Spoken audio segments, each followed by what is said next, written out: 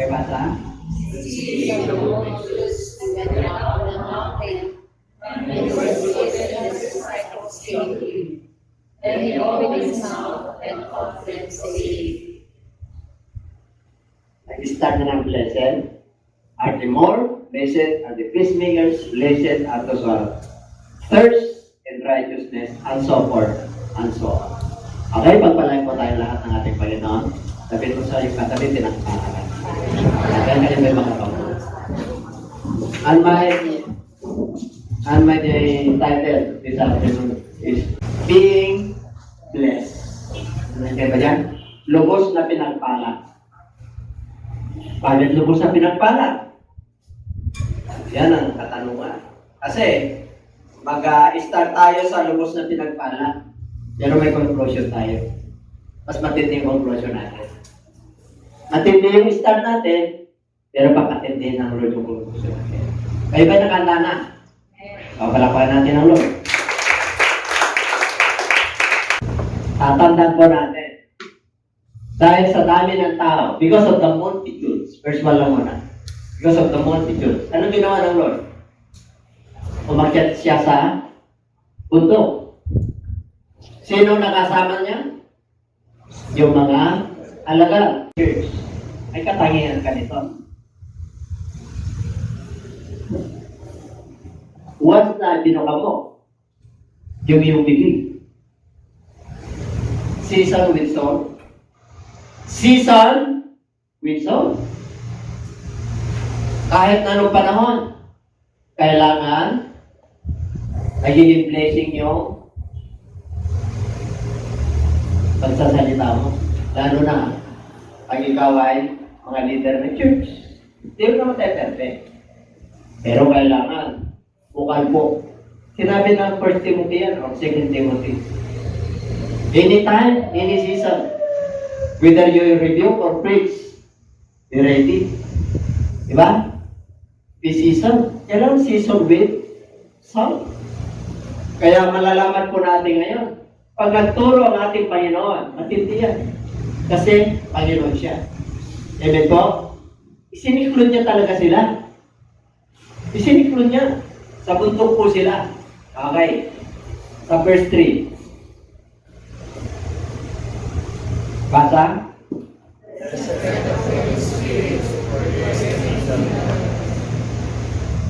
Sino po in-spirit dito? Ang ibang version po dyan, Aba. Mapalad ang mga aba. Wala nang inaasahan ng Diyos. Dalawa po, ibig sabihin ng kabayan.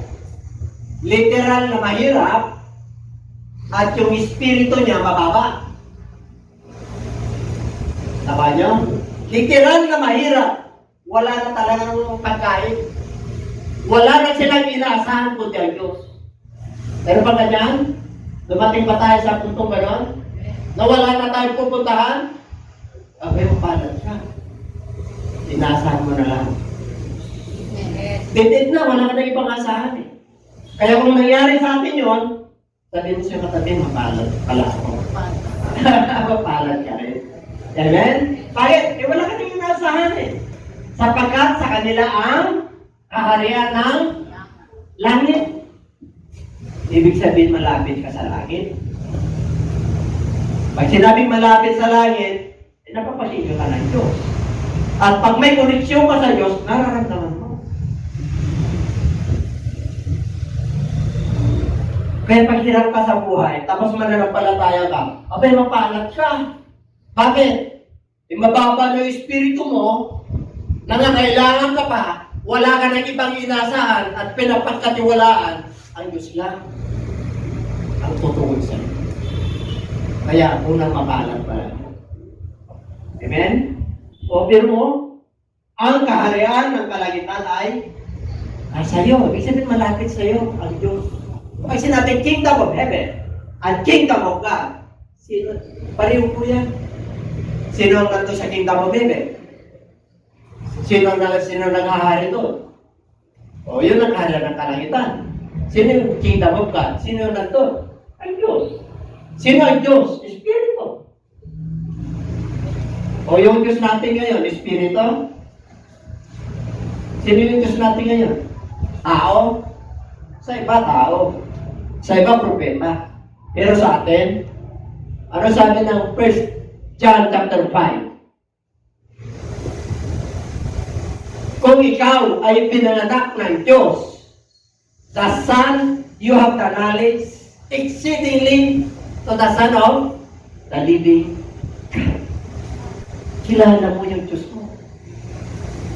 Hindi lang siya nagkatawang tao.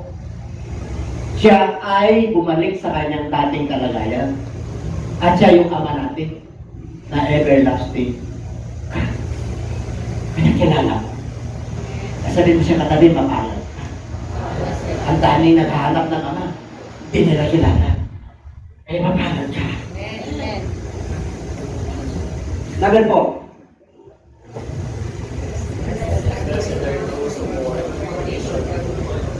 Nahapis ka ba? What is the meaning of more? Hapis. Hindi na lang malungkot. Hapis na hapis ka. Hindi lang dahil nawalan ka ng mahal sa buhay. Hapis na hapis ka dahil wala ka ng pera. Di ba? Hapis na hapis ka dahil ang lungkot-lungkot mo, nati-distress ka dahil may nararamdaman ka. Hapis na hapis ka bakit? Yung relationship ninyo hindi maayos. Wala kang kapayapaan. Puro confusion. Pero huwag kang mag-alala. For this shall be. Sino mag-aliw sa'yo? Siyempre, Diyos. Pero, ang mag-aliw din sa'yo, maro sa buhay. E paano kung yung maro sa buhay, discourage din sa'yo? Hindi sila natutuwa. Pag nakikita ka, hindi sila natutuwa. Instead na naaliw. Di ba meron ka niyan? Oh, speaking of the devil is around. Speaking our hands up boy, o is a black sheep of the God. Napis ka. Pero huwag kang mag-alala. Kasi tinawag kang blessed. We have the Comforter. Who is our Comforter? Our God is the Comforter. The Holy Spirit is our Comforter. Ano sinabi niya sa Habakkuk dyan? Hindi ko kayo iniwan na ulila. I never leave you comfortless. I'll send you the Holy Spirit. I'll send you my Spirit. Si Jesus Christ po yun, ano yun, sa chapter 16. Until His Spirit, the world, hindi nila kilala, they never know. Kasi wala ako sa kanila. Hindi nila ako naintindihan. At kayo, hindi kayo maintindihan. Pero huwag kang mag-alala. Mananampalataya. Kahit na habis ka, meron kang banal na espiritu na siya mag-aalig. Kalungkutan sa pera, kalungkutan sa karamdaman, kalungkutan sa pandemya, inuusig ka sa paglilingkod mo. Oh, don't worry. God will comfort. Pangalawang blessed pa lang yan, siya din. Sabi mo siya katabi, matindi ka ba? Hindi ka pala. You are being blessed. Lubos kang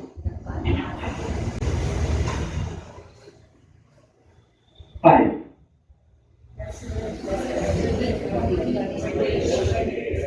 Gusto mo bang mamana ang kalupaan? Sinong may mana rito na lupa? Gusto mo? Mapalad ang maaamo. Tingnan mo nga yung katabi mo kung maamo. Tingnan mo nga. O bakit mapangis? Ano nararamdaman mo sa kanya? Leon? Tiger? Agila? Maamo na ako. Ano bang katangian na maamo? Pag nagagalit ka, maamo ka pa rin. Kaya? Kaya ba? Nagagalit ka na, maamo ka pa rin. Ano ibig sabihin? Pwede. Nagsalita ka, pero may laman na may pag. Yan pa ba kayo? Pwede ka pang laging maamo ka pa rin. Kaya lang, pag nagsalita ka, nagbitaw ka ng salita, although we are not perfect, ingatan mo lalo na pag dito. Kasi binabantayan tayo. Sino nakabantay sa atin sa paligid? Loved ones natin. Mga kakilala natin. Because they are expecting too much from us. Di ba? Mga kakilala natin pag nagkamali kayo. Akala ko ba? Di ba? Hindi pa ba kayo? Kaya ingat na. Hindi naman kayo perfecto. Pero kailangan kasama natin ang Lord. We walk with God. Kailangan kahit na paano. Yung ating mga kaabuan kailangan ilang taon na tayo sa mananampalataya. Kailangan tayo para tayo kalapati. Sinabi ng Bible yun amen? Harmless as a dove. Pero be wise as a serpent. Yung katangian po na maamo, pag maamo ka pala, yayaman ka. Hindi ka maniwala. Walang yan maamo na ako. May maamo. Pero ang taas ng puso. Ako ngayon nakuha kayong ama sa itsura. Kaya sabi ni Lord kay Propeta Samuel, huwag kang tumingin sa panlabas. Amen? Pero na akong kilala, kaibigan. Ang ano-ano niya, alam mo ba? Papalad ang foreign spirit. Kanyahan. Bakit ka ako parang, hindi ka pula. Siyempre, kailangan Kailangan ampun. Kung bawa sa ampun list pa na, totoo yun. Palilin lang mga tao, pero Diyos hindi. Kasi pwede ka mag-arting Sa artist naman, pwede, di ba? Pwede maamo, pwede mapagis. Pwede kang tida, pwede kang kontrabida. Pwede kang magpapalikan nyo. Kasi hindi mo pwedeng Kaya dito po, pag sinabing maamo, may talagang maamo ka. Kahit anong dumarating sa'yo ng pagsubok, hindi maririnig sa'yo ng complaint. Amen po? Kaya alam naman ang Lord kung ano tayo na dati, kung saan, anong ugali meron tayo. Kanina nga, nauna na si Pastora na nanino ko. Hindi nakasama ko maninero ko kasi mapupuno na tayo. Pero hindi. Para maging blessed ka. Paamo ka. Para manahin mo ang lupa. Yan mo. Manahin mo raw How many billions ang nakatira sa mundo ito? 8 billion. Pero pagkakaprakprasong lupa. Pero, parang hindi ka makapagsalita. Kahit na paano, may pinagkatiwala sa iyo ng Diyos, nakatira sa lupa. Kasi, pinagkatiwalaan ka ng Diyos Yung nilikha niyang lupa, itong anak ko na to, kailan magkakaroon? Ay kami rin wala nun Gusto mo pala ng blessing? Dito. Blessed are those who are hunger and thirst for righteousness, for they shall be filled. Are you hungry? Are you thirst? What is the righteousness of God? Ano bang katwiran ng Diyos? Siyempre, pagkatwiran ng Diyos, yung maka-Diyos. Puro spiritual yan. Bible study, Bible cell, prayer meeting, Saturday, prayer habit, Sunday service, online. Katwiran ng Diyos yan. Kasi nag-iimbak ka ng kayamanan na hindi nabubulok. Matthew chapter 5 or chapter 6, lay up your treasures in heaven. Nag-iimbak ka Kaya kayong lahat na nandito ngayon, abay, imbak yan. Pagdating ng panahon na tagtigang at kailangan mo ang ayuda ng Diyos, abay, open up your sevens. Yung sevens mo. Panginoon, kagaya ni King Hezekiah, nung sinabi ni Isaiah, prophet Isaiah na mamamatay siya, totoo yun. Pero nagbukas siya ng bintana ng kalangitan. Panginoong Diyos, ano siya, umarap siya sa huli, umiyak Panginoong Diyos, nag-withdraw siya Ano yun? Alalahanin mo. Ano yung alalahanin mo? Yung ginawa ko, yung pagsunod ko sa iyo, Panginoon, mayroon kang withdrawin.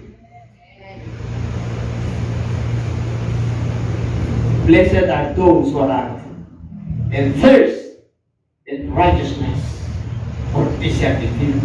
Ano man sitwasyon meron ka, bubusugin ka ng Diyos. Hindi lang material, hindi lang physical, hindi lang emotional, hindi lang wisdom, knowledge and understanding. Pupunin ka talaga ng Diyos. Amen. You know why?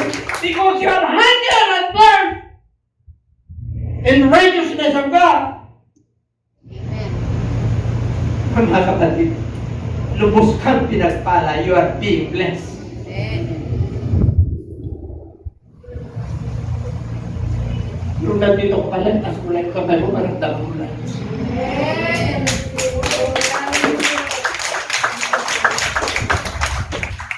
Pero mga kapatid, hindi naman tayo talaga voluntary yung pag-ano natin.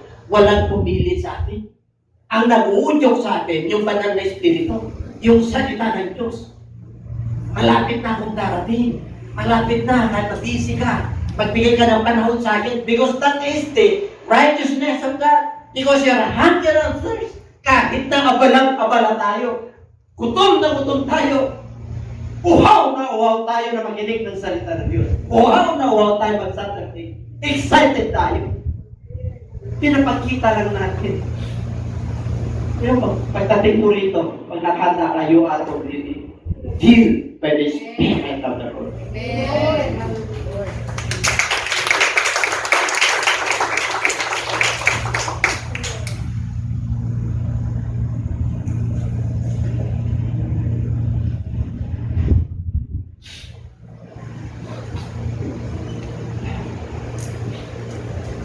May basa. Mapalad ang nahabag sapagat sila'y kahabagan. Ano? Nahabag ka ba? Sama mo sa buhay. Nahabag ka ba sa kapatid mo sa pananampalataya? O nainis ka? Iba yung habag. Obedience is better than sacrifice. Maraming mga mananampalataya nagsasakripisyo. Pero yung habang nakasaligtaan, mas matindi ang sakripisyo. Hindi po? Mas maganda na sumunod sa salita ng Diyos kaysa magsakripisyo. Obedience is better than sacrifice. Pakidala ko itong tayo. Pakidala mo, ha? Ayan, bakit? Hindi ako pwede ngayon. Pakidala mo na, ha? Diba? Anong sacrifice mo doon? Ikaw magdala. Break all. Saan? Sa restaurant. Ikaw magdala. Ikaw may padala yan. Kita yung paglilingkod sa Lord, obedience. Hindi mo pinadala. Kasi yun yung kaya yung iba nagsasacrifice, yes, maganda, lumislit, nakabalot, mahabang ko, okay lang. Maganda yun, pero hindi yun ang lisensya para maligtas tayo. Hindi yun yung sakripisyo natin na kakaiba kami. Kaya pag tinignan kami, ay pari-pareho kami ng uniform. Hindi ganun yun. Pari-pareho kami ng haba. Hindi ganun yun. Sacrifice lang yun. Ibig sabihin, abay, mas maganda na sumunod ka sa sinasabi ng Diyos kaysa sumunod ka sa sinasabi ng tao. Because sometimes, the commandments of men made them a commandment of God. Ginagawa nilang utos ng Diyos. Yung utos ng tao. Minsan, yung organization naman, mga lalaki na, talagang meron na silang sariling policy na hindi na akma doon sa Word of God. Kailan pagka gumawa tayo ng resolutions, nakaakma lagi sa Word of God. Hindi doon sa nakaakma sa association na natatangi. Nakakaiba kami. Gusto niyo kakaiba? Madali lang yun eh. Gusto niyo kakaiba tayo? Yung kakaiba na talagang makadiyos. Isa lang. Meron tayong templo. Templo, wala templo. May identity ng GCLG. Dapat may identity tayo. Sa kita, meron na. Oh. Dapat meron. Oh. Ano kaya yung maganda? Diba? Ay, ano yan? GCLG yan. May identity tayo. Pero hindi yun ang ibig sabihin na nandun na lahat ang blessing. Pag hindi ka nakasunod doon, yung tao ron, at hindi sumusunod sa panuntunan ng Diyos, at sakripisyo lang yung ginagawa. Okay? Amen? Dito kayo papasok, ang kanta ng iglesia namin, talagang matatag, talagang mayaman. Oh, maliligtas kayo na dito. Oh. Hindi natin pinig sabihin. Amen? Dahil ang kaligtasan lang ay nasa kay Kristo. Hindi sa denomination, hindi sa religion. Hindi dahil matayog ka, hindi. Amen? Early church. Anong church ng early church? Bahay-bahay. Kailan nagkaroon ng mga malalagay chapel? Noong panahon ni Constantine. Bakit? Gusto niya yung mga mananampalataya pagkikipag-mingle sa mga unbeliever. Hindi na sila magsasama. Sama-sama lang sila sa malaking templo. Kaya kung makikita niyo malaking templo sa bayan, sa mga bayan-bayan, di ba? Nandun yung church, nandun yung munisipyo, di ba? Nandun yung mga nandun yung community clinic, tapos nandun din yung libingan. Para pagkakasakit, punta ka doon, the birth certificate, pag nabuhay, pagka death certificate, kompleto na. Tapos tuloy-tuloy na sa libingan. Yan pa ba kayo? Para di kayo naniniwala. Kaya pag nahapag ka sa kapwa mo, kahapagan ka rin ng Diyos. Grabe pag kinahapagan kayo ng Diyos. Grabe. Grabe ang blessing ng Lord. Kasi tumulong ka dahil hapag ka. Dahil may pag-ibig yung pagtulong mo. Hindi ka nanunumpa. Dahil kinahabagan ka na. Kaya pagka nagbibigay ka ng bigla, ibig sabihin pumasok yung kabangan ng Diyos. Hindi ka nagbibigay dahil pinersa ka. Hindi ka tumutulong dahil kailangan. Tumutulong ka dahil napag ka. Kaya pagka nakaroon tayo ng listahan meron tayong book of life. Naka-record mo yan, book of life.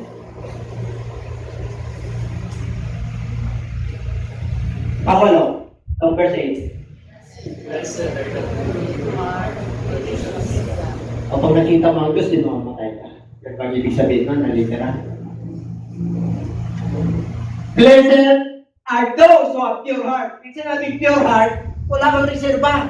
Dalisay, forgiving spirit yan. Nagaling ka ngayon, wala na, pinurgive mo na. Nasaktan ka, pinurgive mo na.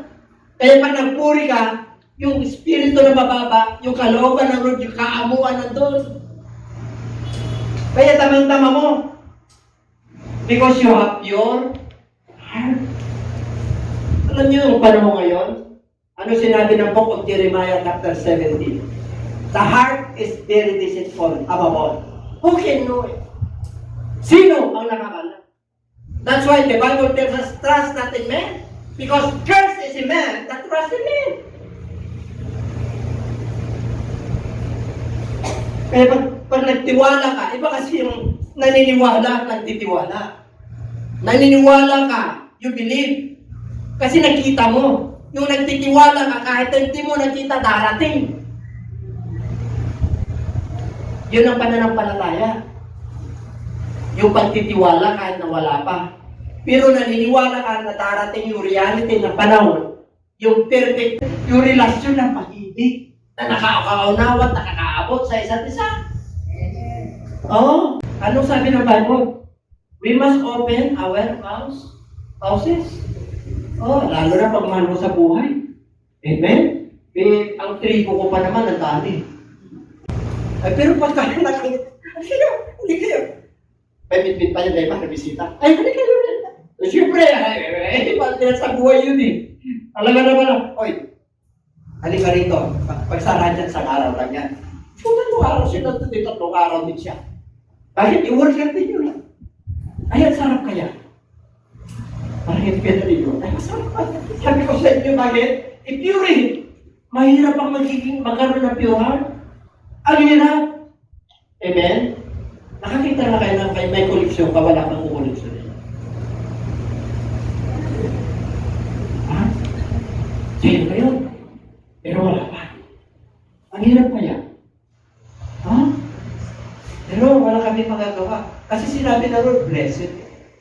Blessed are those of your heart for this shall see.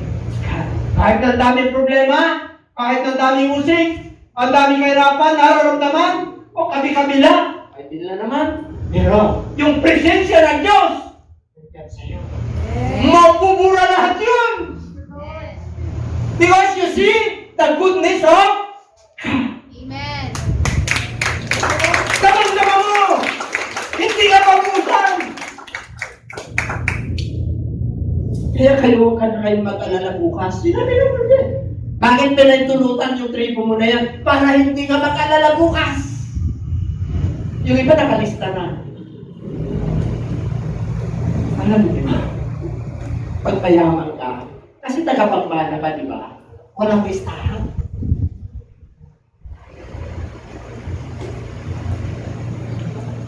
Yung iba nililista eh. Noong nakarang buwan, 3 araw kayo. Ito yung konsumo. Hindi ka nun ang pag-ibig. Ang pag-ibig, dadalisan. Kahit ng dami kang problema, pag tumating ka sa presensya ng Lord, inaapakan mo lang yun. Dahil siya magsusupply. Amen. Kung may karamdaman ka, siya ang magpapagaling. Kung nadi-discourage ka, siya ang magbibigay ng kalakasan. Para makayanan mo yan. Amen. Ang sarap kaya, you shall see the goodness of God. Alam niyo po, sa dami ng mga tumarating sa atin ng mga challenges sa buhay, tinitignan ko lang yung mga bituin, nakawala na. Diba? Makikita mo lang yung handiwork of the Lord.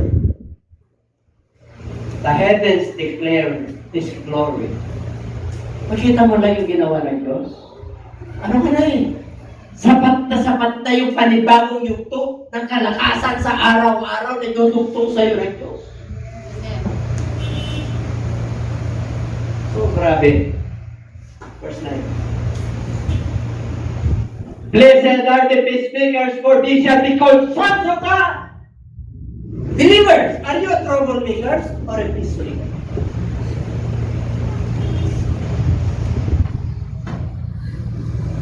Diba, pag ikaw ay ilaw, pinapakita ng Lord yung dilim. Pinapakita ng Lord yung nakakainis. Nakakakita tayo ng queen. Kita mo na yung kahinaan, pero yung kahinaan mo diba? Bakit may nakabarangki? Ganyan. Pag tayo po ay tinagpala ng Diyos, kahit na gano'ng musik sa'yo, kailangan tatawagin ka pa rin anak ng Diyos. Amen. Kahit na nung dumating sa'yo na problema, kahit na ginugulo ka na, kahit na nasa right mo yung tama, lahat na okay, pero kailangan peacemakers pa rin tayo. Amen? May nagtanong sa akin kanina eh. May siniran ako sa ospital. Ang sarap mag-share kasi pag nasa ospital. Tignan na. Kasi malapit na yun. Oo, napabayot eh. Ang sarap ba? Sinamatan ako nag-share. O, nag-share ako. Sabi niya, Pastor, sinabi ng Bible niya, kung ano yung pinuno, pamahalaan, itinalaga ng Diyos yan. Romans chapter 30. Magpasakop tayo dyan. At ipag-pray natin sa 1 Timothy chapter 4. Ipag-pray natin yung namumuno, mga leaders, mga hari. Yan ang katungkulan natin. Amen? Gusto mo ba tawagin na anak ng Diyos? Sabihin mo sa katabi. Kayo ba'y maniniwala na minsan wala kayong peace na mag-asawa? Hindi ka naniniwala? Ha? Habang tumatanda kayo, maraming pagsubok na dumarating. Naniniwala pa kayo ron? Habang natutupad yung pangako ng Diyos, minumul ka, pumatalino ka, nag-grow ka, pero may matindi na darating sa'yo. Na iba naman. Kasi hindi pa rin yung pagsubok sa tao. Hindi. Lalo na pag nakakapasa ka, pera napasan mo na, sakit napasan mo na, ministry napasan mo na. Ano? Kaya ihanda mo yung sarili mo. Sinabi na Lord sa Ephesians chapter 6, you must stand. Because there is an evil day. Meron darating na masasama. Oh. Sinabi ng Lord, put on the whole armor of God that you may be able to stand against the wiles of the devil.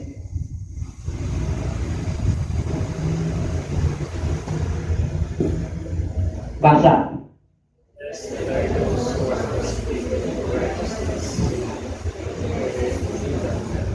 Mapalad ang mga inuusig sa katwiran, sa alang-alang sa katwiran ng Diyos, sapagkat sa kanila ang kaharian ng langit. Malapit ang langit sa iyo. Pag inuusig ka, nangangaral ka, sunod. 11. Blessed are you when they revile, inaalimura, inuusig, and say all kinds of evil against you, falsely for my sake. Rejoice! Ano raw? Rejoice, magalak. Magalak na totoo, yung talagang exceeding. For great is your reward in heaven. Ano raw? Less great.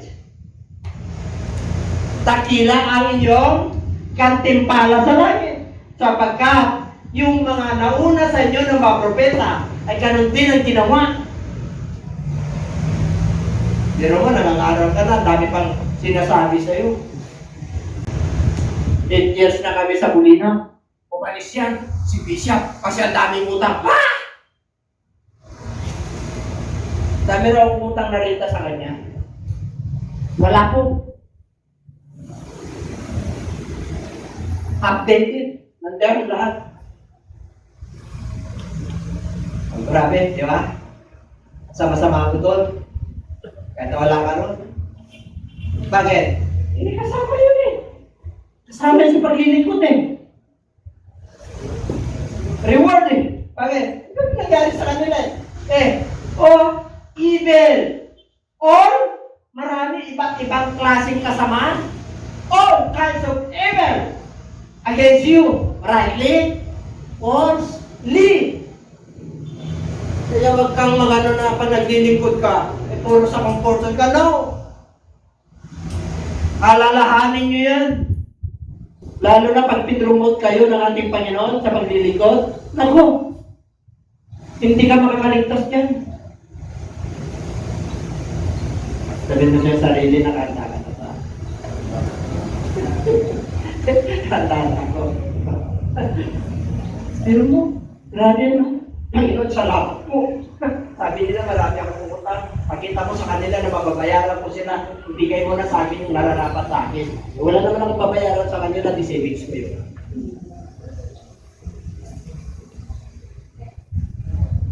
Malakas ang loob mo magsalita. Kasi hindi.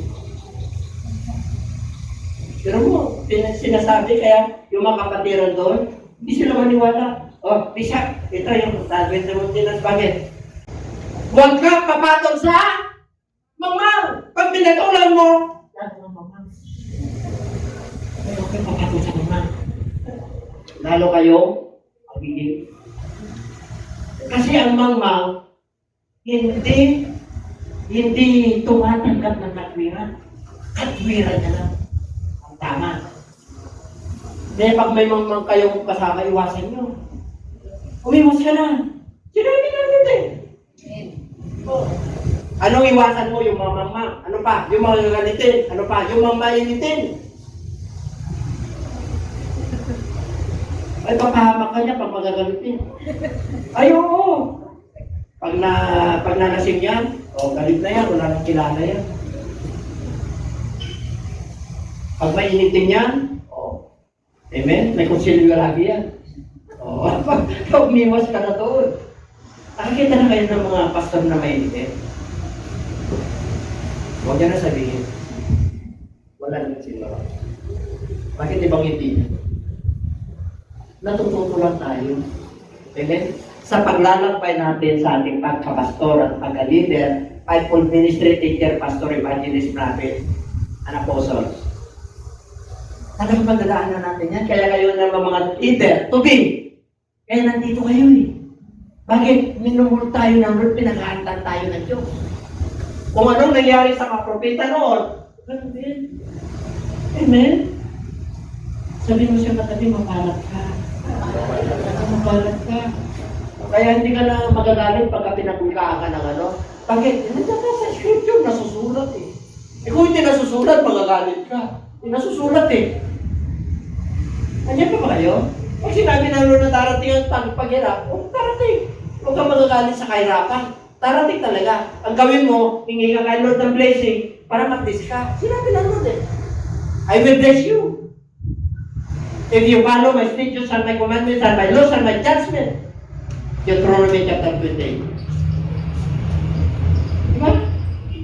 Nasusulat lahat yan eh. Ay, mga kapatid, tinapos na yung ano sa cross eh. 13. Ito na. You are being blessed from verse 1 up to 12. You are being blessed. Siya na blessed. And my conclusion is, you are blessed, lubos kang pinagpala, because you are blessed. Nakuha niyo? Lubos kang pinagpala, dahil mapalat ka. Amen. Nakuha niyo? Binigay ng Lord yung siyang na mapalat. Ngayon, ito ngayon ikaw. Basa.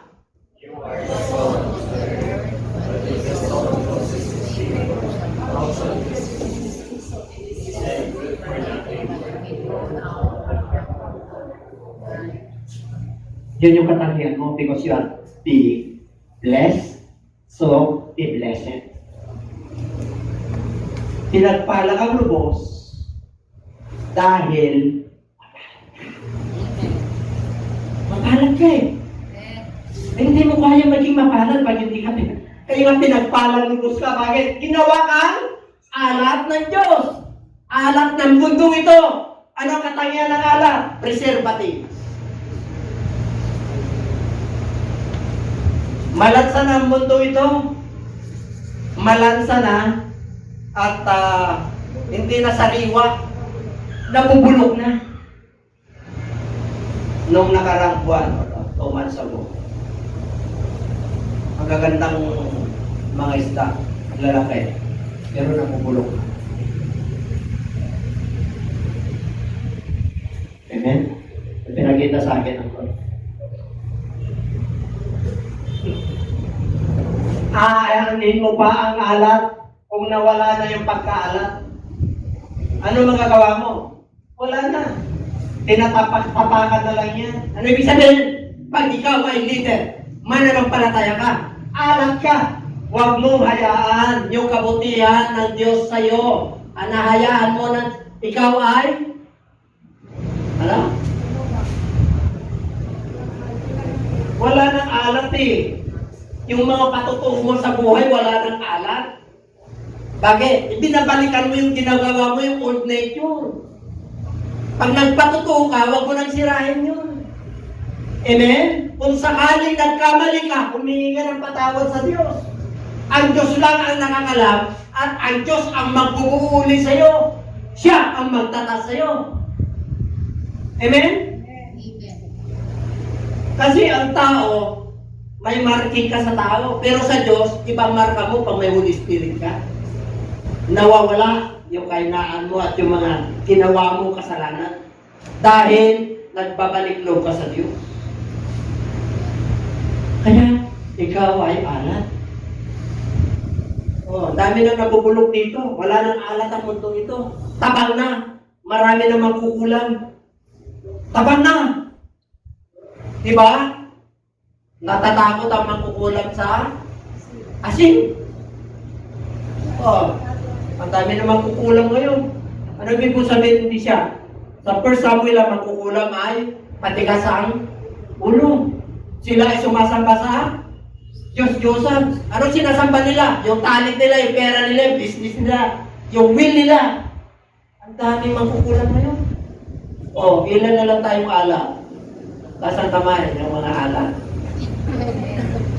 O, pero mo, ginawa tayong alak ng Lord. Ang tabang na ng mundo. Pero nakita tayo ng Lord, natuwa. We are blessed. We are being blessed.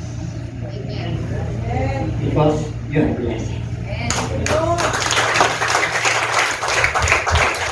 Ang ginawa ng Lord sa atin?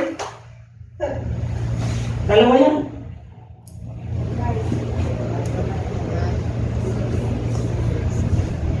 Sinabi ng Lord yan, you are the light of this world. Ang syudad, na nasa hit sa bundok, sa buron, yan ang pihitin, hindi mo pwedeng itago ang pagka-Kristiyano mo. Hindi mo pwedeng itago. Amen? Pag sinabing Kristiyano ka, ang expectation sa labas, ay mabait to. Mabait to, hindi lang Kristiyano to, born again pa. Amen? O yung iba, nung Kristiyano ka, born again ka. O, kaya nyo bang tanggol yun? Nasasaktan ng Lord yun pag sumusunod ka sa Kanya. O, dahil sa pag-ibig, kaya mo pagtanggol yun. Pakiulit nga. Pakiulit yung sabi mo, Lord. Ganon. Hindi ka nagagalit. Gusto ko lang ulitin. Born again, saan mo ba nakuha yun? Ikaw ba ang ganon? Bakit ikaw nag-burn? Napapasok ano sa salita nito. Dapat ganun tayo umarap. Amen? Kita ganun, talagang ano ka? Kami yung, di ba? Alam niyo pagka pumapalawat tayo pananampalataya mo, in-exhale na ni Lord yung faith mo, dinadagdagan. Iirang talaga sa pag-ibig. Maawa ka talaga mahabang kasal. Dati, naging pagkalastasan pa ako, bata pa ako sa pananampalataya. 2 years pa lang ako. Pala ko, galing-galing ko eh. Sa Plaza Miranda na ako. Nagkikipag-debate sa mga galing ko. Yung kasama ko doon na nagkikipag-debate, namatay na. Lagi-lagi ng katawan. Oo. Lagi ng katawan nun. Pero ang pusis nun, nandiyan. Ako ang baptist nun eh.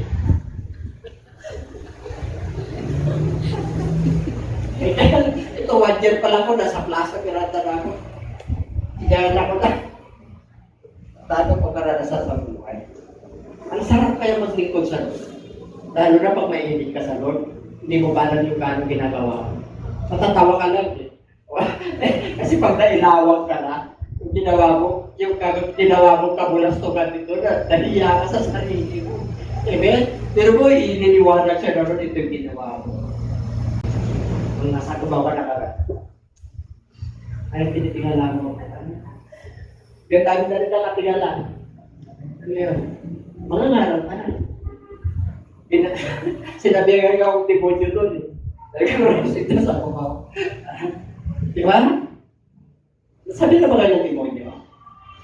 Hindi pa naman, di ba? Saan nyo? Lalo pag evangelist ka.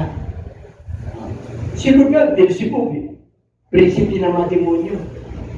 O tayo, demonyo lang. Hindi naman totoo eh. Ang amo mo eh. Diba? Pero mo, malapit ang galit sa'yo. Grabe. Tapos, magmana ka pa dito sa lupa. Sabi pa nga ko na Diyos. Diba tayo? Kaya kayong mga wala pang lupa. Hindi ka na sa Lord kahit sa pasulat. Palagihin ko ito, pinapalagi ko. Ang araw ito, masitas ko lagay ko sa online, 50,000 ito. 50,000 ang isa nito. 10 nito, may 500,000 ako. Diba? May 50,000 halaman ah.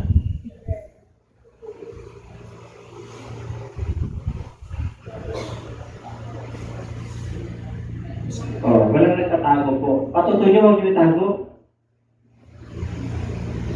And it gives light to all who are in the house. Pero mo nag-iilaw ka dapat sa liwanag eh. So, susunod niya, let your light so shine to all men, that they may see your good works, that they might glorify your Father in heaven. Kaya nagliliwanag kayo nila sa bahay mo. Pag lumabas ka sa bahay mo, liwanag pa rin. You know, being blessed because you are blessed. Grabe nun ha, pastora. Tapos kang pinagpala dahil mapalad ka. At hindi mo nun. Hindi mo makukuha yung mapalad, pwede ka sumusunod sa Diyos. Hindi mo rin makukuha yung blessing ng Lord. Partial lang nakukuha mo. Pag hindi buo ang pagsunod mo. Ang paglilingkod sa Lord, buo. Kaya nakapasok si Caleb at saka si Joshua. Bakit? They follow the Lord fully. Kaya yung sampung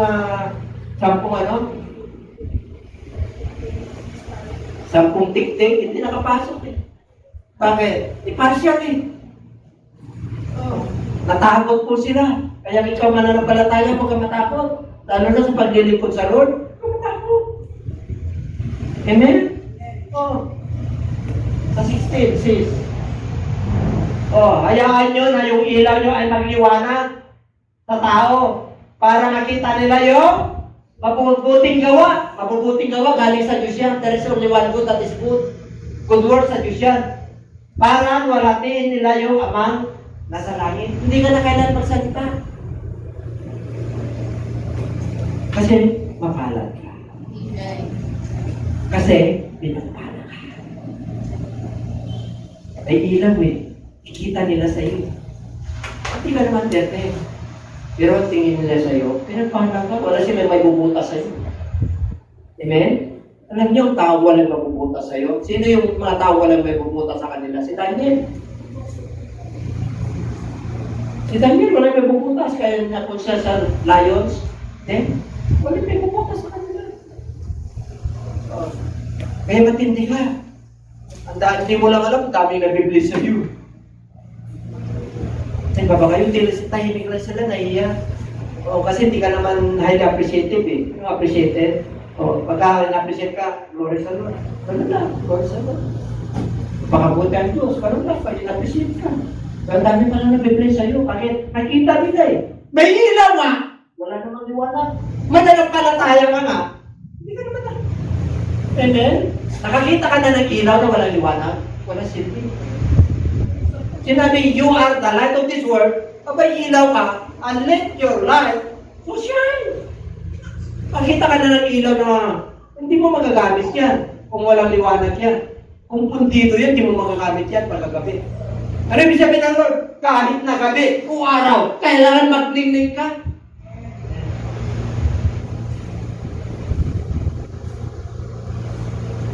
You're being blessed because you're blessed.